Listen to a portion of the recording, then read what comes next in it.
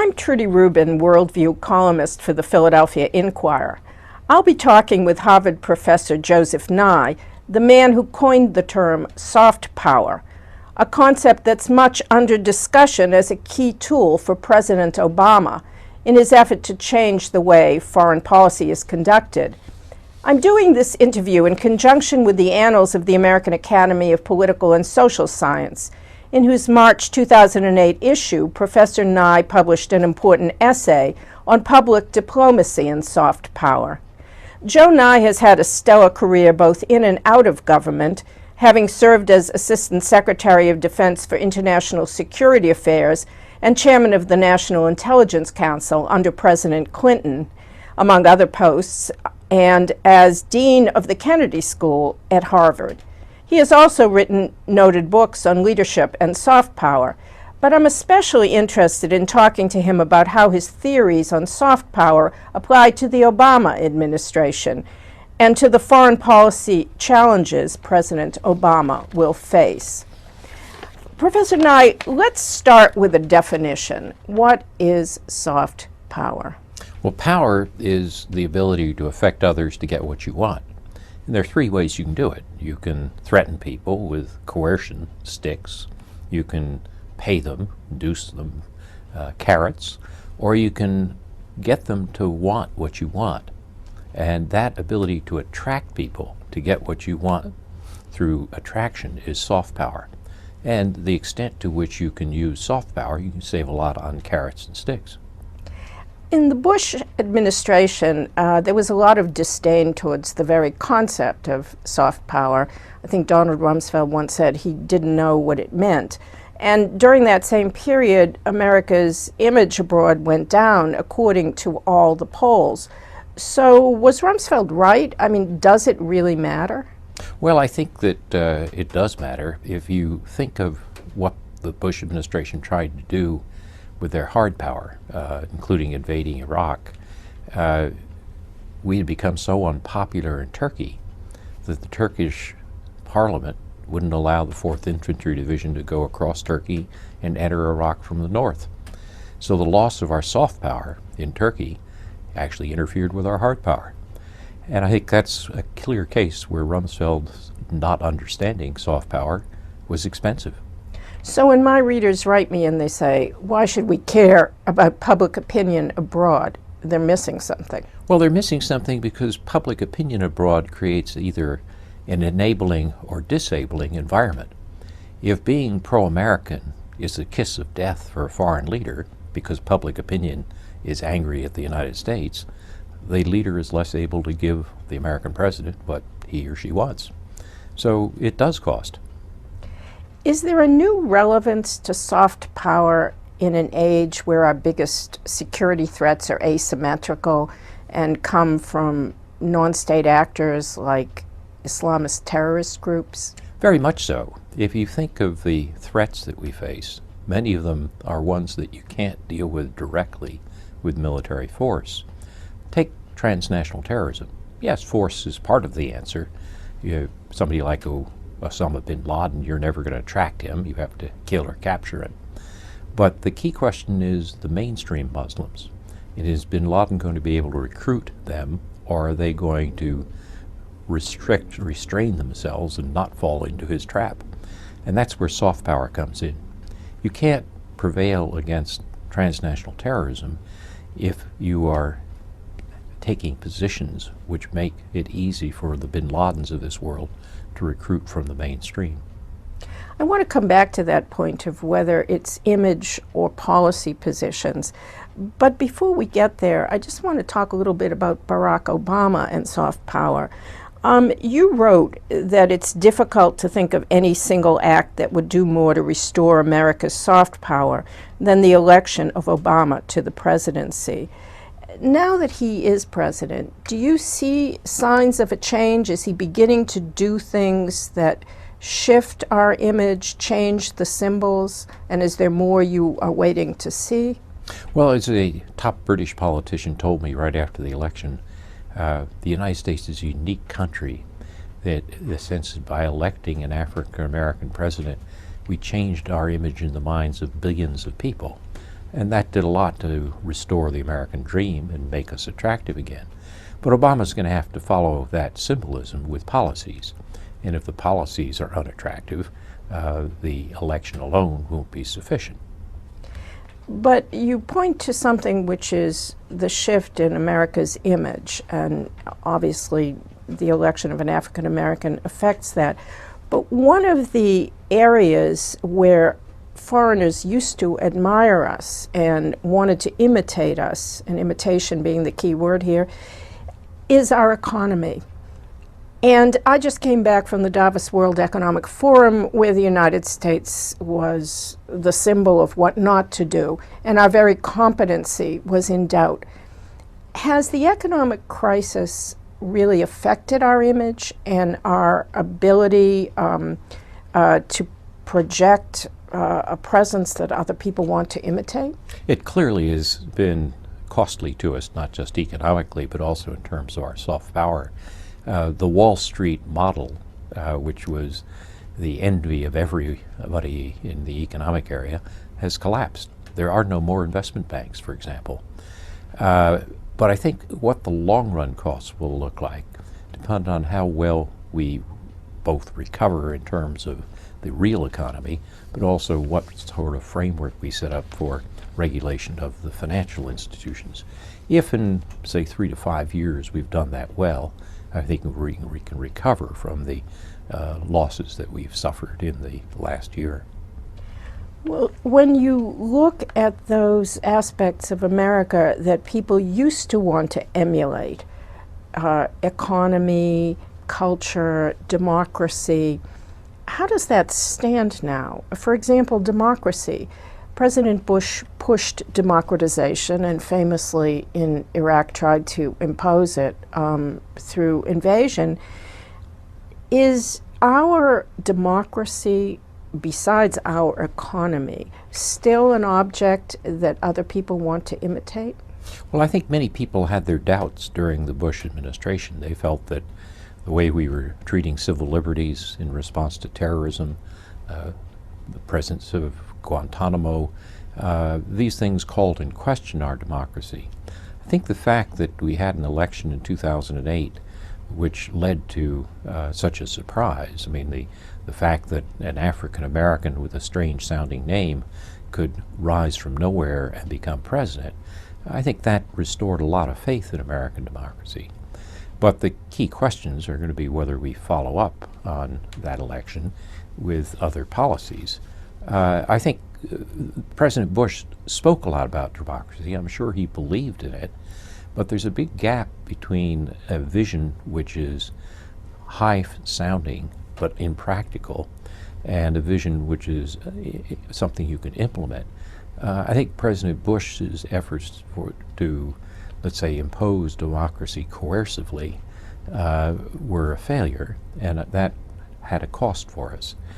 To the extent that we support democracy and support civil society and groups in other countries who move in that direction, I think that's more natural and more likely to improve our soft power. Do you think that Obama's announcement that he intends to close Guantanamo and that he will not countenance torture will have an impact, has had an impact? I think it definitely has an impact. Now, there's still some hard questions left. What do you do with some of these people who are out to kill us? You can't just let them go. It's not clear you can put them through the normal court system. Some people say you can, others say not. But the one thing you can make clear is that there should be a situation where they have an independent judicial review, that the executive branch shouldn't be judge, jury, and executioner, and that in our tradition of separation of powers, having a framework after Guantanamo where people have some degree of judicial review is important for the values we stand for. And the same is true with the President's statements on torture. We tortured the word torture in the way we applied it in the Bush administration. And now we've got a pretty clear statement that, for example, waterboarding is torture. And can you see signs that this is already improving or changing the way those abroad are looking at us as opposed to the way they did during the Bush years? Well, there are some public opinion poll results that suggest positive reactions to this, but I think we're going to have to wait to see. Public opinion goes up and down. It's volatile. On the other hand, it does trend in, if you can take averages over time and see whether the trends that are short-run trends are continuous or whether they are blips. Let's talk about how soft power can be used in practical terms and how it meshes with hard power, which is a combination that you call smart power. Let me just ask you to give an example. Say, how would soft power be relevant to Obama policy on Iran? Well, Iran is not going to be solved by soft power alone. Actually, many things are not solved by soft power alone, North Korea being another example. But to the extent that you attract others and get support, you may contribute to the solution.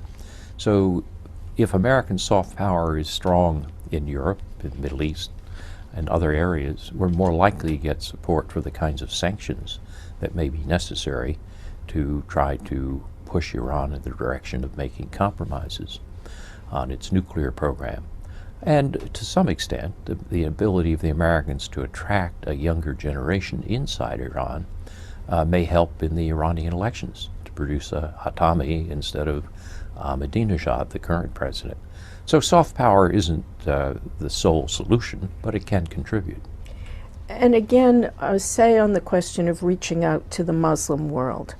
On the one hand, we have the images of Gaza, which is linked to the United States via Israeli policy. On the other hand, we have President Obama making a speech or giving an interview right away to an Arab television station and promising soon, if not in his first 100 days, to visit a Muslim capital. Again, do you think soft power, well used in this instance, can make a difference? I think it could make some difference. Our support for Israel is definitely going to be unpopular in many Arab countries, but it doesn't mean we're going to change that support. On the other hand, there are things we can do, such as the President has done with the interview on Al Arabiya, his statement about a visit and so forth, which can at least counterbalance some of the unpopularity of our view of supporting Israel. One thing that has interested me a lot is the speeches that Secretary Gates has been giving about the need to complement hard power with soft power. You don't usually expect this from a Secretary of Defense. And he has been very adamant that there has to be a civilian complement to the military aspect of our power. He said recently on a speech that he wanted, quote, a dramatic increase in the civilian instruments of national security, among which he included diplomacy, foreign aid, civic action, reconstruction, and development. He also talked about strategic communications. I guess he means public diplomacy. Now, the Bush administration made a big priority of public diplomacy, but it didn't seem to win many hearts and minds, especially in the Middle East. How can we do better? What did they do wrong, and what should we be doing differently?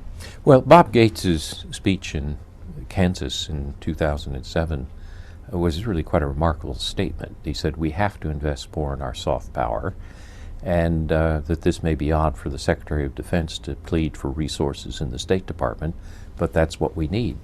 And I think he's right. The trouble with public diplomacy, I think, in much of the Bush administration was that they saw it as a spin or selling, and people become suspicious of that. If something looks like propaganda, people don't trust it. It loses credibility. You think of public diplomacy, it runs on a spectrum between telling and listening. And some of the most effective dimensions of public diplomacy are in the middle, where you have exchanges, where people are both listening and saying. And that, I think, is what Bob Gates is getting at, that there are a whole series of instruments, and that just spin or propaganda isn't the most effective.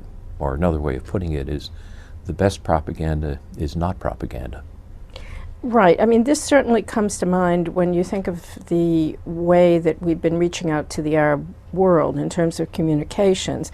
For example, Al Hurra, the TV station that we set up to reach out, doesn't seem to have made much of an impact at all. Well, it seems to have, I mean, it has some listenership in Iraq. It tends to preach to the converted, but on my visits to the Middle East, when I've asked people who are basically pro-American, do they listen to Al-Hurra, they tell me no. They just regard it as American propaganda. Should American officials be appearing more on Al Jazeera, or certainly on Al Arabiya, the station to which President Obama gave that interview? Yes, all of the above, including Al-Hurra as well. But you can't restrict yourself just to our own wholly owned subsidiary. We should be getting out our message on many different forms of communication, including the stations you mentioned, but also using the internet more effectively. I was going to ask you about that. Obviously, that's the medium that young people the world over are using, and jihadi websites certainly have a huge audience. Do we do enough to reach out via the internet to those audiences, young Muslims? I don't think we have done nearly enough. It's generational. I mean, the large majority of the population in Muslim countries aren't going to be using the internet every day, but among the younger generation, who are the ones who are most vulnerable to recruitment, many of them do. And we have to be using the internet much more effectively to communicate there. Our enemies do. We've got to do better. What's the problem? That's so obvious. Is it that we don't hire enough young people to work, or do we perhaps need a new agency dedicated to this? Should we bring back the U.S. Information Agency, which many people think was a disastrous mistake to disband, with those wonderful libraries in city centers around the world, and staff it with only under 35s? Well, in principle, that might not be a bad idea, but in practice, it's going to take too much political capital.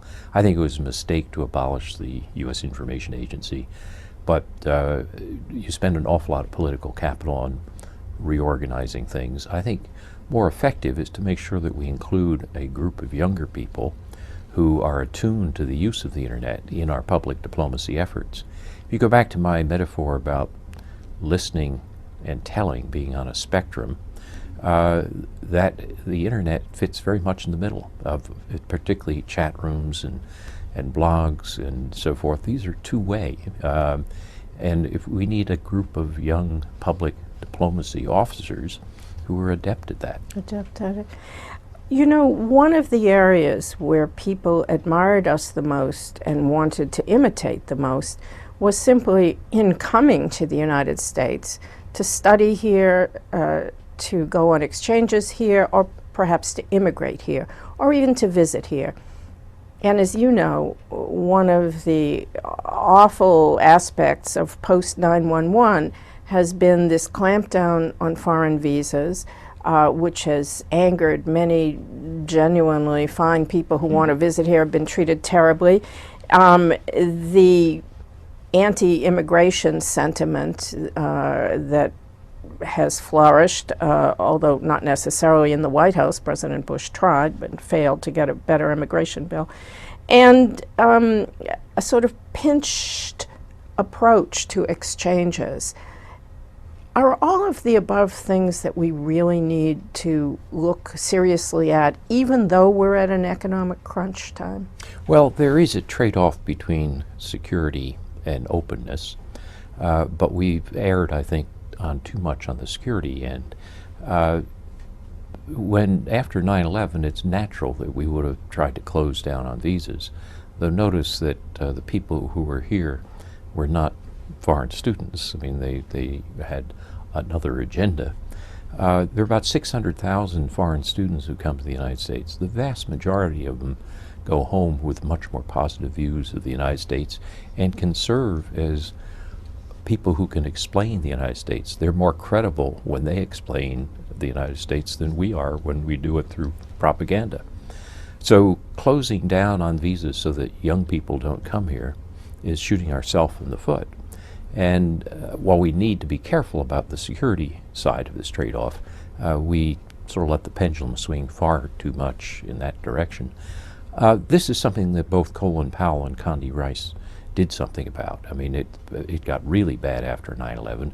Through their efforts, it improved somewhat, and we've now recovered to the level that we were in terms of student visas from before 9/11.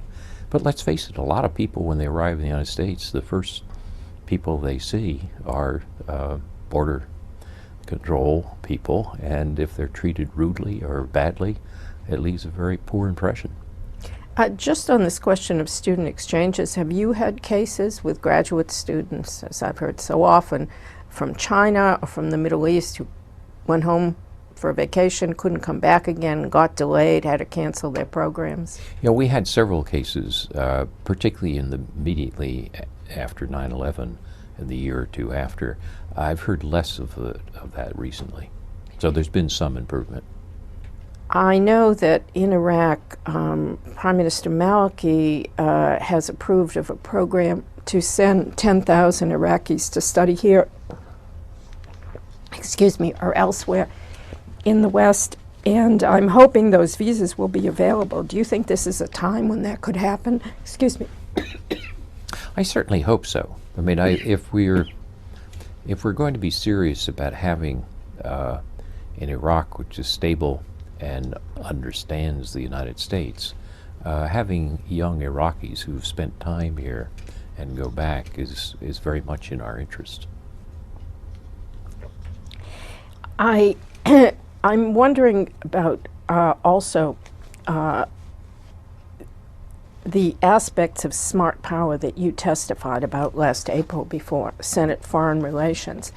The whole question of using diplomacy more effectively is talked about a lot. But what does it really mean?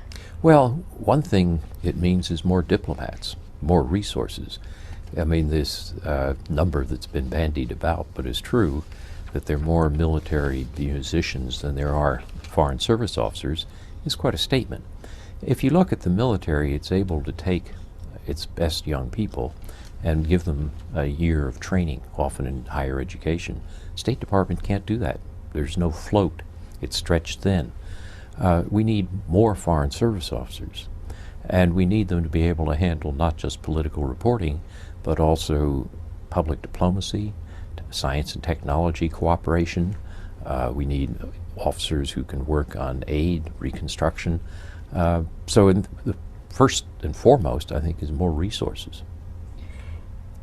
There has been talk of trying to staff a civilian response corps, to have civilians who are ready to go out in post-conflict areas and do all kinds of jobs that are now being done by the military by default. I've seen this a lot in Iraq, where the military is doing all kinds of development work, agricultural work. You have reserve units who come from agricultural states and are working with Iraqi farmers. They're very effective, but the question is this the right job for the military, and should civilians be doing more? What's your feeling about it? I think civilians clearly need to do more, and this is, I think, what Secretary of Defense Gates was talking about when he said, please put more resources into these other civilian agencies. The Guard and Reserve do have capacity to do some of this work, but the main job of the military is to provide security, to provide order. And basically they need to have more of this job of deploying soft power, the development, building clinics, schools, so forth, done by AID, state officials, agriculture officials, and so forth. Are civilians really capable, though, of doing these jobs? I have been in Iraq. I've been out to visit PRTs, so-called provincial reconstruction teams, which are made up of civilians, but basically have to be guarded by military when they go out when the situation is still dangerous. And I'm wondering, can you get civilian officials, whether it's State Department or Commerce or Agriculture Department, to take on such dangerous positions? are we in a period in history where more diplomacy on the ground by default has to be done by the military? Well, in some situations, yes. You can't build a school or a clinic if people are shooting at you. So there's some situations where the military has to be in control, and where if there's any development work, it'll be done by military units. But the theory of counterinsurgency is that you provide security for the population, that you just don't go in and hit and run and then leave it and come back, but that you create enough military presence to provide stability and security, and within that framework, then the civilian workers can be effective.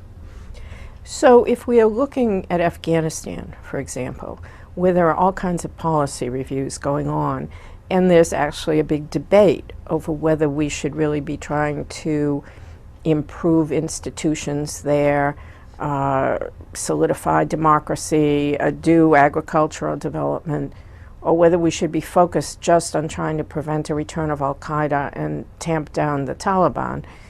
And the same debate is going on about what we should do in Pakistan. Do you see a role for soft power in those instances, whether that soft power is exercised by U.S. diplomats or by U.S. aid workers? Well, in Pakistan, where you have an effective military, the Pakistani military, they can provide the security in which you can have more aid going into development that produces soft power. Afghanistan's harder because there the security situation is much worse, and while there's been a development of an Afghan army, it's still far too small to be able to provide that security. And that's why President Obama has talked about adding additional troops to stabilize the security situation so that you can have a framework where you can attract the hearts and minds of the population. I don't think you can turn Afghanistan into an American democracy through aid programs. You can, however, perhaps make the situation more stable by making the ordinary citizens see the American presence as more attractive at the time that you're trying to train up a larger Afghan army to manage the security situation. Well, one of the proposals that I found the most interesting, and we touched on it briefly, is the idea of a civilian response corps. And there's a group of former senior diplomats, as you know, who has put together their idea of a new foreign aid budget, which would include a core group at state of about 250, I believe, but then there would be another couple of thousand who would be on standby from other departments, such as agriculture or commerce, to help with small business training, agriculture. If you had such a standing emergency response corps on the civilian side of our government, can you imagine they're being called on? For example, we're going to be sending more troops to Afghanistan. Can you imagine they're being called on to go, say, to the safer parts of Afghanistan with teams of diplomats, agricultural workers, what have you? Is this something that would be an important exercise of soft power? I think it would be, but again, with the proviso that there has to be enough stability provided by the military that they can do their work. I think having a civilian corps of this sort is an important capacity. We have to think not only Afghanistan, but who knows when the next East Timor or some such situation will arise, and the capacity to not only stabilize through the military, but to create a civilian response team that can help develop a broader source of support is an important capacity. When you were talking about smart power, using hard and soft together wisely in your testimony at Senate Foreign Relations, you were also talking about foreign aid per se. And as you know well, the foreign aid bureaucracy in the United States was sharply cut in the last couple of decades. And some describe what we have now as capable only of issuing contracts to big American Beltway bandits. And of course we saw that in Iraq, where mainly what the foreign aid personnel were doing, U.S. foreign aid personnel was signing huge contracts with the names we know so well, whether it's KBR or what have you. Should we, can we start reconstituting our foreign aid apparatus, and what would be the effective soft power or smart power way to use it in the future? Well, I think you're correct that basically aid has shrunk to being just a simple contracting agency. That's a little bit exaggerated, but it's been decimated in terms of the personnel. I think we need to have a greater capacity in aid, and I think that building that up may be something that the new administration will want to look at. In terms of how effective can they be, it'll vary from with situations. The aid is some places where it's been quite effective, other places less so.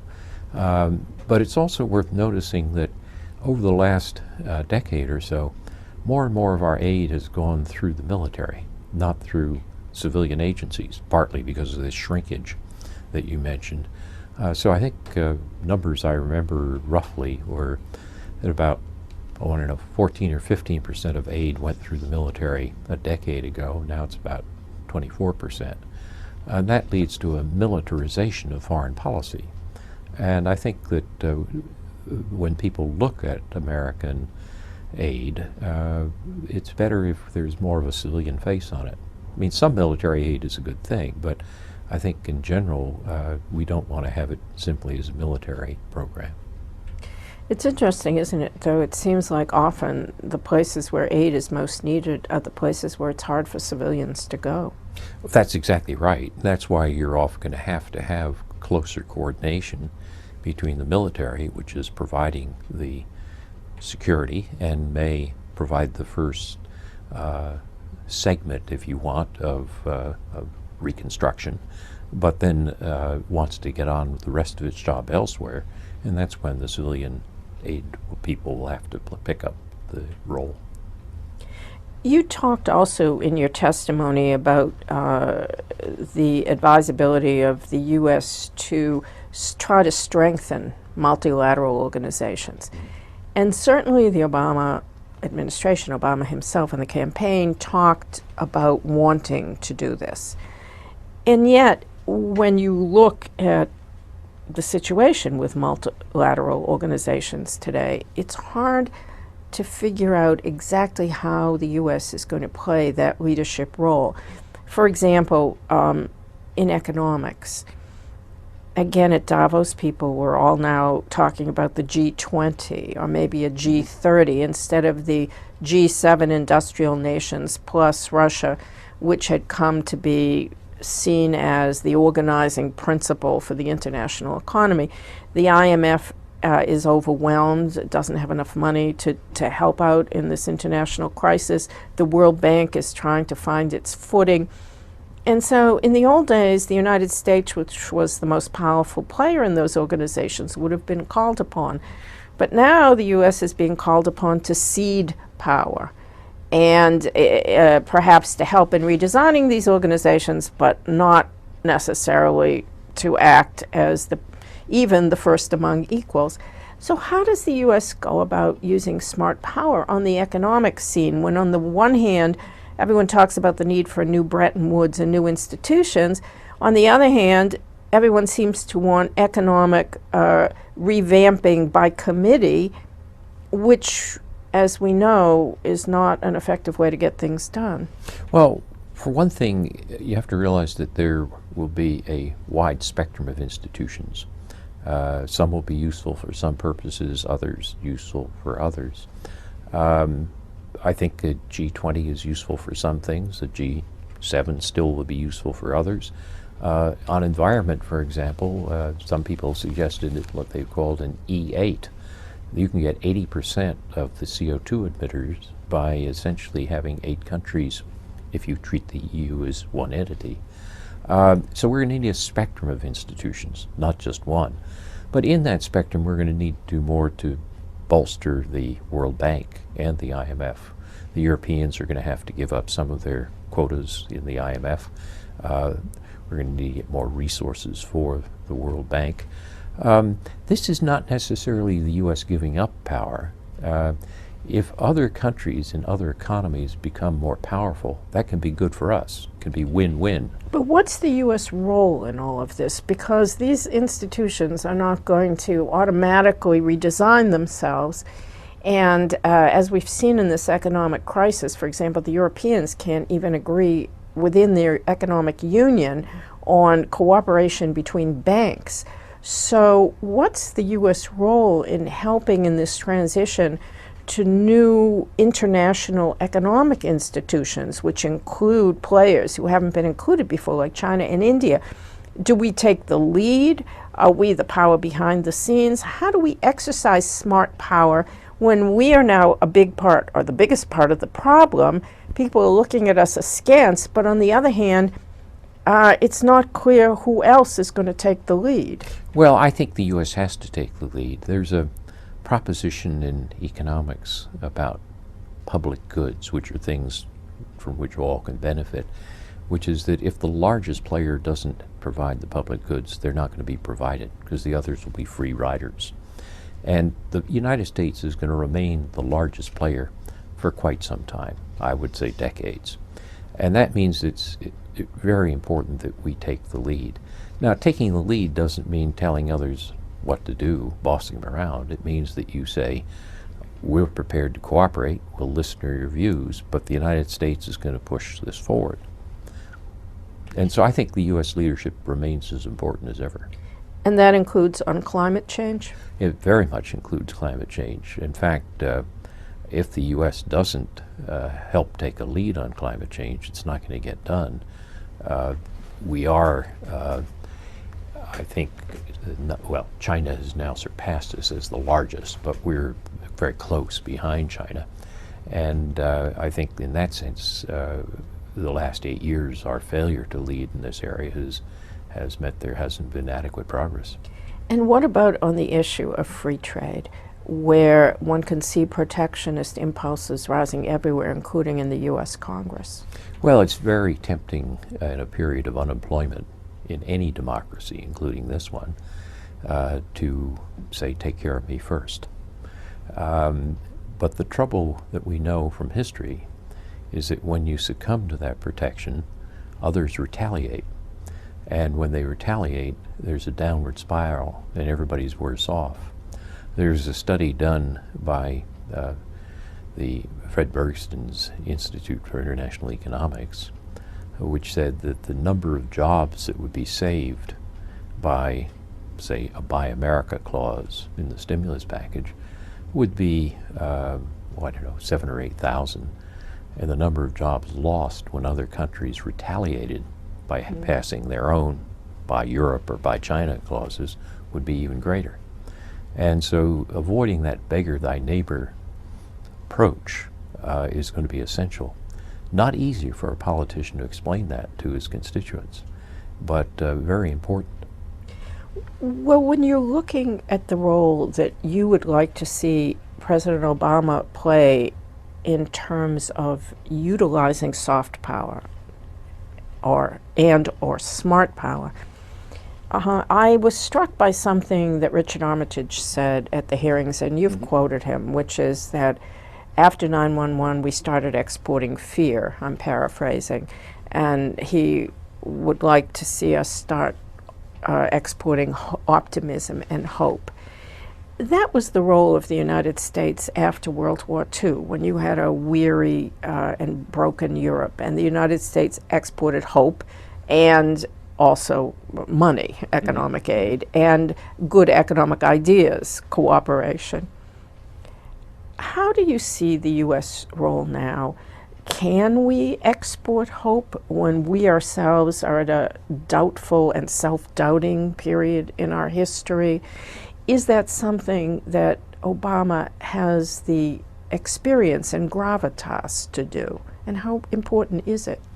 Well, I think if you look at his campaign, he was quite good at telling the American people, we have serious problems. We've got to give up childish things, in the words he used in the inaugural address.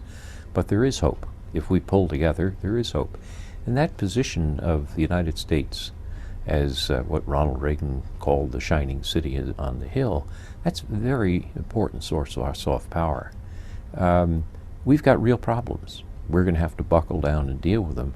But optimism is an important asset. And I think as a leader, Obama's been pretty good at that. He's warned people it's going to be tough, but he's also said, we buckle down, we're going to be able to handle this. I think that's an essential part of leadership. I've just published a book called The Powers to Lead that looks at how you use hard and soft power by individual leaders. And Obama's very good at that. I mean, I've been struck at how he's good at combining hard and soft power and projecting a sense of vision and a sense of hope. In a way, we've entered a new period in the last 4 months or so that I'm curious whether it shifts any of your thinking on all your writing about soft power, because so much of what I've seen, read, your testimony, your articles, came at a period when we were still an object of imitation, even during the Bush administration, for our economic prowess, for our competence, for our ability to organize. Now those are under question because of the economic crisis. And at the same time, Obama is trying to recoup from policies that also led us to be criticized abroad. So are we still an image, are we still a country that others want to imitate? Are we still a place where people dream of emigrating to? How would you describe the United States now in terms of those qualities that still attract the world and are the essence of what you laid out as our soft power? Well, I think the United States still is the country which stands for openness, for opportunity. The American dream is that you can be something better than you were or than your parents were. I think that still remains possible. It's worth putting this in a little bit of historical perspective. In 1989, when I wrote the book Bound to Lead, in which I coined the term soft power, there was a widespread belief the United States was in decline. People were very pessimistic about the American future. Japan and Europe. Yeah. And when I looked at American military power and economic power, I said, after I've looked at that, there's still something missing, which is even though Americans in public opinion polls think they're in decline, in fact, most of the world thinks we're not. They still see us as a beacon of hope. Then 2001, we went to the opposite extreme. We went to triumphalism. You had things like Krauthammer's statement that we need a new unilateralism. We're so strong that we can do whatever we ought. Others have no choice but to follow. And that got us into deep trouble. Now the pendulum is swinging back from declinism to triumphalism, back to loss of confidence and declinism. We've got to get over this. I mean, the United States is much stronger, has much greater capabilities than this, and we still can be a beacon of hope.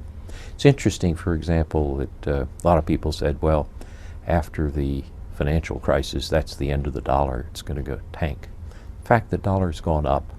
People want their dollars here because they think this is the most stable economy in the long run. So at Davos, when somebody like the historian Neil Ferguson, who is at Harvard this year, compares the United States with post-World War II Britain and says the excess of debt and the low growth rate are what did in a tired Britain, and the U.S. is facing an enormous excess of debt and low growth rates. You think that's surmountable and that others perhaps are hoping the U.S. will make it? I think so. I think others realize that a strong and vibrant U.S. is in their interests as well. And I think the analogy to Britain after World War II is an imperfect analogy. America has much greater strength, much greater capacity than Britain did at the end of World War II. Right. Just one other thing that has fascinated me, the term soft power has begun to be used very frequently in regard to China. But China's soft power is being used in a way that is very different from what you've described in your writings about the United States. People admire the United States for openness, for economic prowess, transparency, and all the qualities you've listed. But in China, its soft power is exercised by giving aid and helping with construction in countries that violate human rights immensely, places like Sudan, and they would like in Iran. Human rights, the type of government involved, is irrelevant to the Chinese, and they are winning friends and influencing people by sending out these construction teams, giving out this aid, sending tens of thousands of students abroad. So they're trying a different model of soft power. Can we compete with this model? Do you think that there's a new object of emulation, which is a state-directed system that is indifferent to democracy and human rights, but is seen to get things done? Well, it's interesting that China has picked up the idea of soft power, and President Hu Jintao, in fact, told the 17th Party Congress that China had to invest more in its soft power. And they have done a number of things. In addition to the aid programs you mentioned, they've started Confucius Institutes to promote Chinese culture overseas and done more broadcasting, brought more foreign students to China and so forth. And all these things have helped Chinese soft power. And sometimes people say, well, the new development model is the Beijing consensus, sort of authoritarian growth instead of the Washington consensus of free market growth. There are parts of the world where that works. You know, many parts of Africa where you have autocratic regimes, Sudan being a case in point. But it doesn't work to make China more attractive in, let's say, Japan or Europe or Latin America, much of Latin America, or the United States. So China's limited in how far it can go with its soft power program by the closed nature of its society and political system. And I gave a speech at Beijing University last year to a group of 500 students, and they asked me this question: how can we increase Chinese soft power? I said, open up your system. There's many talented Chinese filmmakers as there are Indian filmmakers, but the world is swamped with Bollywood movies and not with Chinese movies. And the reason is because you control your artists. So I think Chinese soft power increases. It sometimes increases most in authoritarian situations. But if it's really going to be global soft power, the Chinese are going to have to change the repressive nature of their political structure. And just last point, if you were advising Obama, say, on the 5 key things you think he needs to do sooner rather than later to effectively exercise U.S. soft power, what would you tell him? Well, he's already done some. I had written even before the election that announcing the closure of Guantanamo, announcing that there'll be no more torture, talking to Arab countries and Muslim countries about listening and not just lecturing. I think these are things he's already started. I would add to that trying to restructure our governmental institutions, defense and state, so that we can do more in terms of aid, and also restructure our public diplomacy so that we're not just at the spin end of that spectrum, but are on the listening and exchange part of the spectrum. Those would be the main things I think that he needs to do. It will be interesting to watch. Thank you very much. Oh, thank you. Professor Nye. Nice to chat.